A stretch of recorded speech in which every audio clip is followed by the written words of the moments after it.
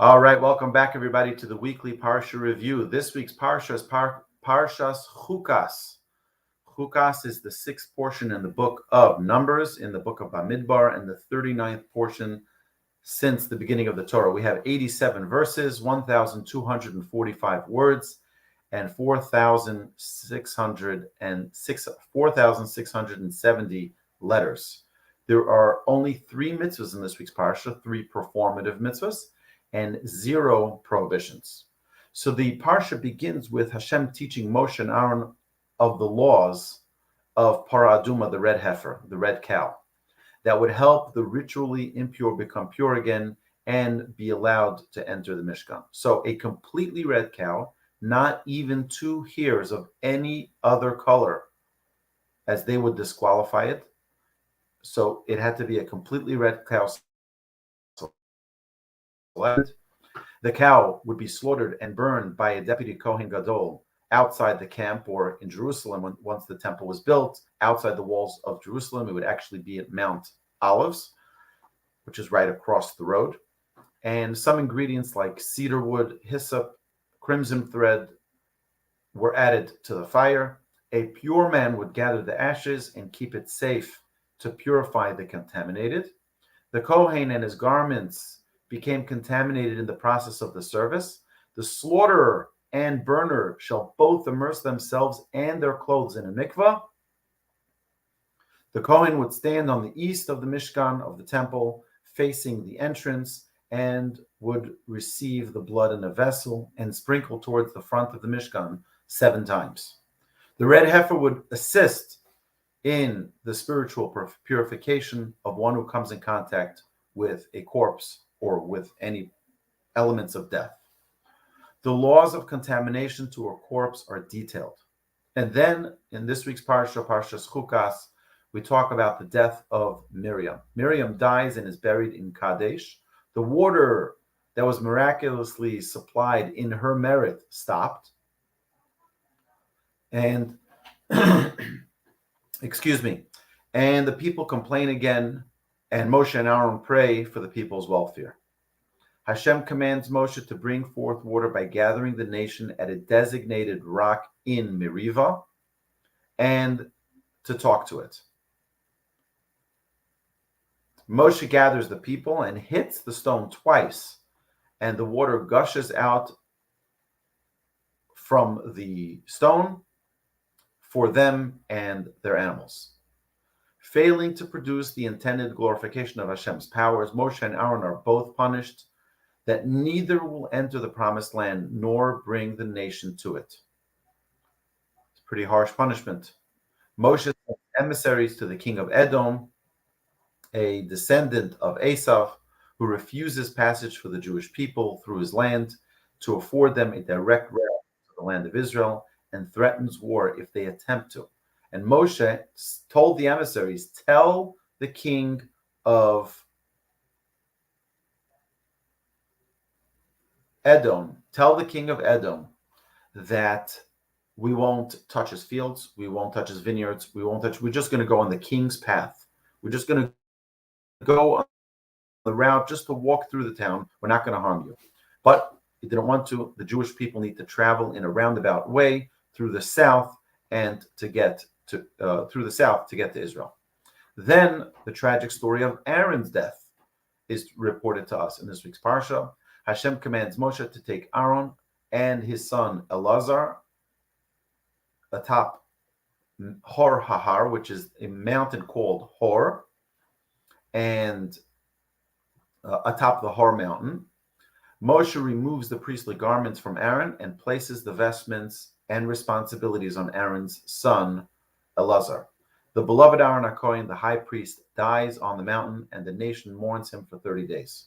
The protective clouds departed after Aaron's death, and they continued to journey towards the promised land. And then we have some more challenges, like the Jewish people didn't have enough in the desert. We have some more coming towards us. The Jewish people are attacked by the southern Canaanite Amalek nation, and the Jewish people win the battle. The long journey discourages the Jewish people, and they complain to Moshe. Hashem sends fiery serpents to attack the complainers, and people are bitten by these serpents, by these snakes. Hashem instructs Moshe to create a copper serpent on a pole to heal those who are bitten by looking at it. The Jewish people travel and camp in multiple locations until they camp between Moab and the Amorite. They sing a song of praise to Hashem for providing their needs in the desert. Israel sends emissaries to Sichon, king of the Amorites, who refuse passage and wage war immediately on the Jewish people. Bnei Yisrael, the Jewish people, win and conquer their lands and settle in them on the east bank of the Jordan River. Og, king of Bashan, also came out to fight the Jews, and Hashem told Moshe, I've placed him in your hand, that even though the Jewish people were terrified that they may lose this battle because the king of Bashan, Og, had a mighty force, but Hashem delivered them into our hands. The Jewish people won Og and his entire people. They conquered all his lands and settled in Moab opposite Jericho. So now the Jewish people started off on the west of Israel, came through the south of Israel and to the east, and now they're facing Israel from the other side. They could have gone straight in through the land of the Edomites, but they refused entry for the Jewish people. And this is not a story that has only happened then. This is a story that we've had throughout our history. So this concludes the Parsha review. Now we begin the important lessons to learn from Parsha's Chukas.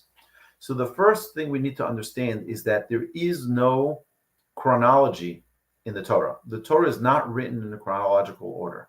Right now, from last week's Torah portion to this week's Torah portion, we skip 38 years. And this is now only a year before the Jewish people are going to enter into the land of Israel. You remember just a little while ago, we talked about Moshe getting punished, not being allowed into the land of Israel. We see that the Jewish people sent out spies. That was going to be for something that was going to happen much later. Now it skips, and now it's just a year ahead. Hashem says it's going to be 40 years before you enter into the land of Israel, and all the people who left Egypt are going to have to die. It's going to be a next generation that's going to enter into the land of Israel. So it really is amazing how the Torah tells us everything we need to know that is important for us to connect and to see the hand of Hashem. So the Parsha, this week's Parsha, is called Chukas. Chukas is a statute. A statute is different than a law. A law makes sense. It's understandable. We all understand that there are laws, like a speed limit is a law. It makes sense. So people should drive carefully, and people should drive safely. In a school zone, it's even slower, a slower speed limit. It makes sense. We understand it. But then you have statutes, and statutes are laws that we don't understand their reasoning, we don't understand their meanings. They are divine, and we accept them and follow them because they're the commandment of Hashem. Now, it's very, very interesting that King Solomon, one of the things that he really, really, really was concerned about was that he did not know and did not understand the laws of the red heifer. And it bothered him. He felt that not knowing the laws of the red heifer made him an incomplete person. Not knowing the laws of the red heifer, he felt like, it says, talking about wisdom, that he felt like wisdom was way beyond him. Talking about the wisest of all men, just didn't know this one mitzvah and understand it. And you look at the ingredients that were placed in it, the person, it's a shocking thing, right? The person who slaughters the animal becomes impure. The person who collects the ashes becomes impure. Everybody who's involved in the process becomes impure. But when they sprinkle this potion on an impure person, it makes them pure. It seems to be backwards. We don't understand how this works. And it's meant to be like that. So what is the purpose? And we've talked many, many times in all of our podcasts, the Jewish Inspiration podcast. We talked about this in the Living Jewishly podcast. We talk about this in our weekly Parsha podcast. We talk about it in our Unboxing Judaism podcast and the Thinking Talmudist, that every single thing Hashem does, he does for a reason. There's nothing that Hashem does for no reason. So what's the reason that Hashem creates a law, a statute, to which there's no understanding? What's the purpose of having it if we're not going to even understand what it's there for? So our sages explain to us that our children, for example, if we take our children don't need to understand our rules. They don't need to understand it. Perhaps when they're older, they'll understand it. But there are some times that parents need to teach their children. The answer is no, because I'm your parent, and that's what I said. You don't need to have a reason. Parents don't need to have a reason. Children need to understand that part of education is that children learn to listen to their parents, even if they don't understand. And here we see an example where Hashem is teaching the Jewish people that you need to follow my ordinances, you need to follow my Torah, even if you don't understand it.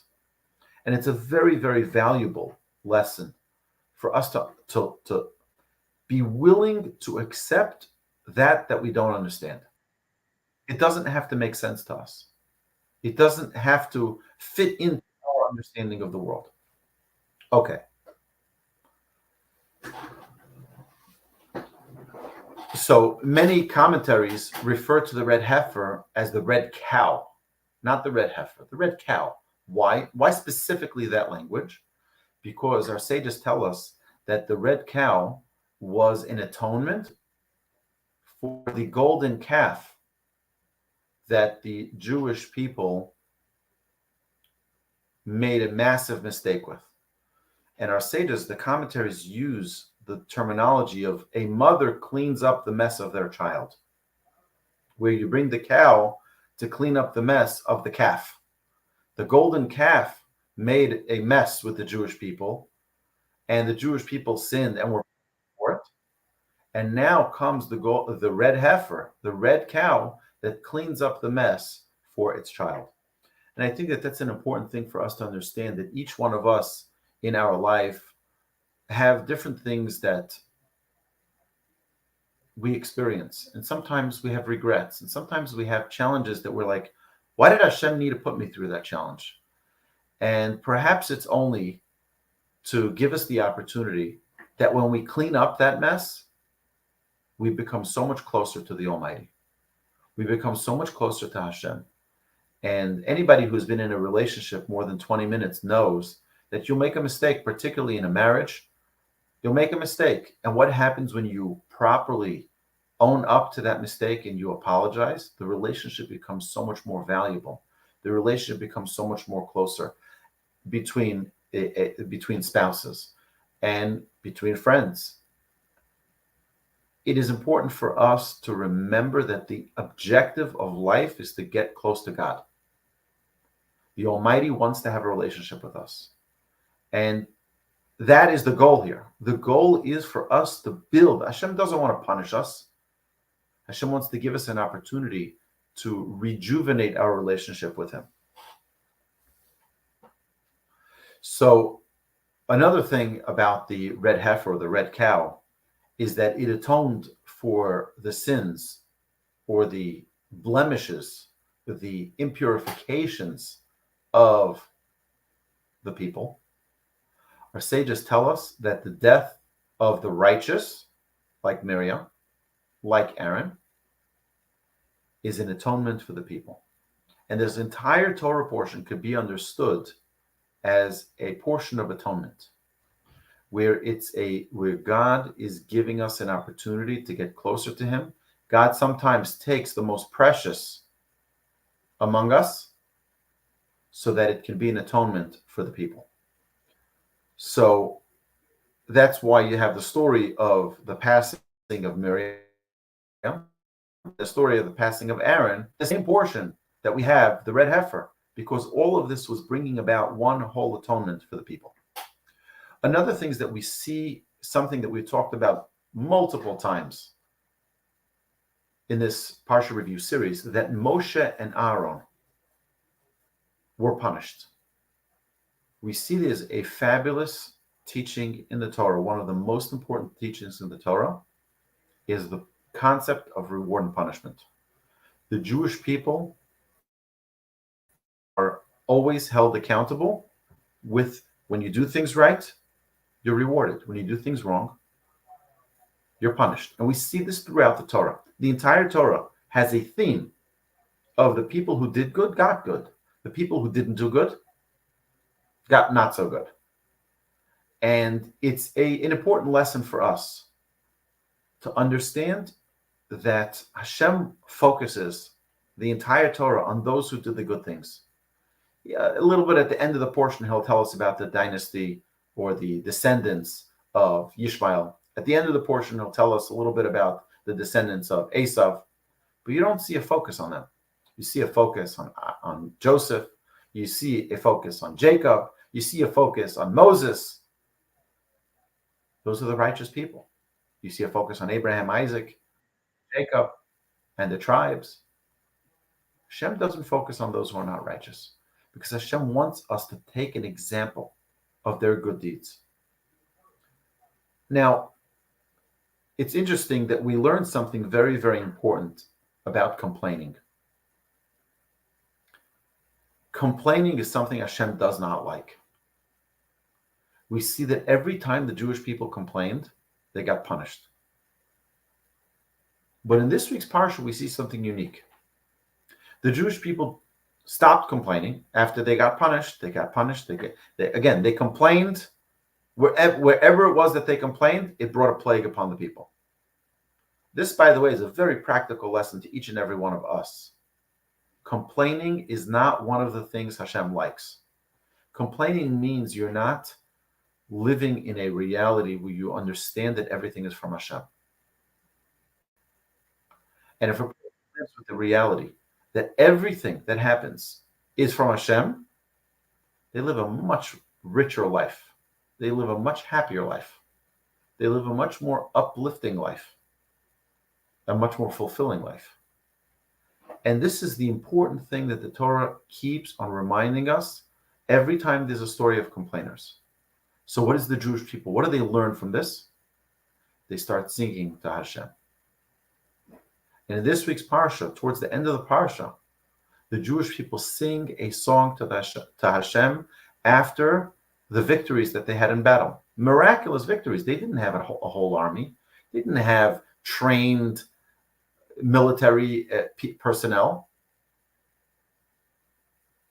But Hashem made these miracles for us so that we can be victorious over our enemies in every single battle the Jewish people have ever faced.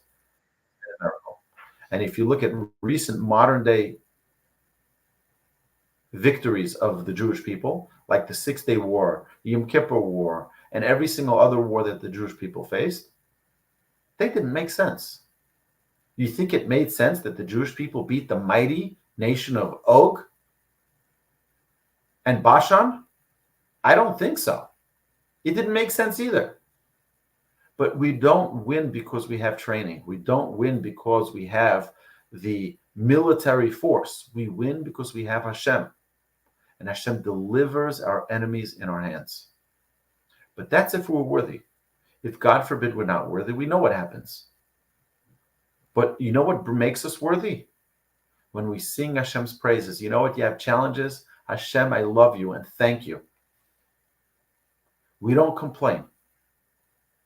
We acknowledge the goodness that Hashem gives us, even if it seems to us as a challenge, and we just thank Hashem for it.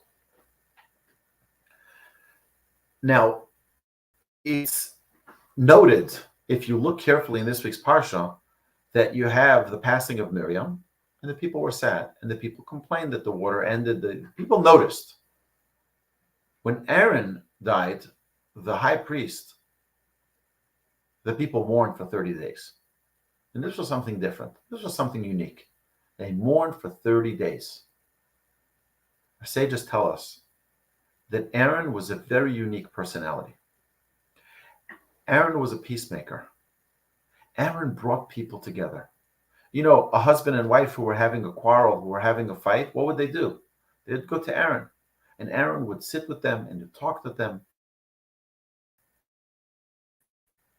and he would resolve their issues with them and make peace in people's homes, and people were happy and in love again. And when two business partners were in a fight, they'd go and Aaron would resolve it and make peace.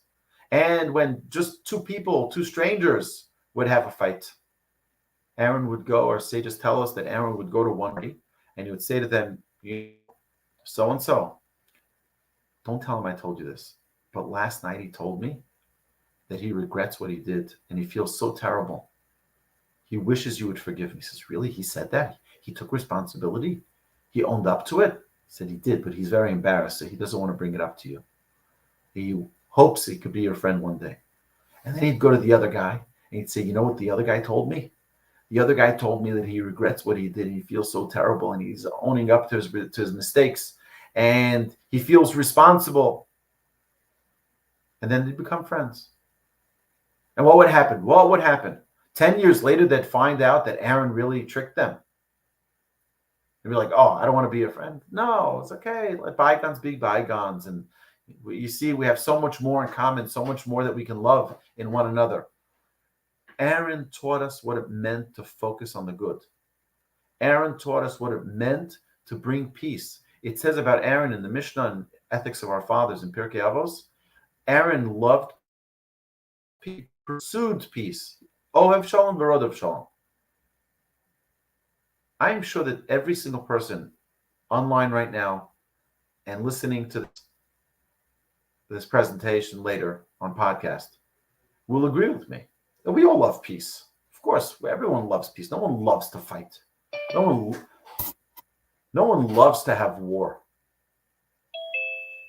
So why do people fight? And what's unique about Aaron? People fight because they get caught up in themselves. But do you know what was unique about Aaron? He didn't just say, oh, I love peace. He actually went ahead and pursued it. He pursued peace. He looked for opportunities. He didn't say, look, it's not my war, it's not my fight, I'm out. Just staying out of it. Leave me alone. No. He stuck his nose into the business that wasn't his in order to pursue peace. He saw two people in synagogue that weren't sitting next to each other and they were, exchanging nasty words because they didn't like each other, because their business deal didn't work out as expected, or whatever it may be. Aaron would walk over to them and try to make peace. No, it's not your business, Aaron. No. On the contrary, when you love peace so much, it's a whole new level. It's not just being a person of peace that we all are. It's being someone like Aaron who pursues peace, who runs after peace, who looks for the opportunity to make peace among people. So, my dear friends, there's a lot to learn in this week's Parsha. And just like we say almost every single week, I encourage you, please open up a Chumash, the beautiful Art Scroll Stone Edition Chumash. It's magnificent. You have the English translation. You have all the questions that you will have when you read it will show up here in the commentaries. It is incredible. You can't read the Hebrew, it's fine. You can't read the Aramaic translation, it's fine. Read the English translation. It's the greatest book you will ever read. It's the greatest manual for living you will ever find. So, my dear friends, we're going to go offline for a minute, and we're going to come right back on with the next installment for Parshas Balak, which this week's Parsha, we have two combined portions, Chukas and Balak. So, my dear friend, that ends this broadcast. We will continue the next one. Have a magnificent Shabbos.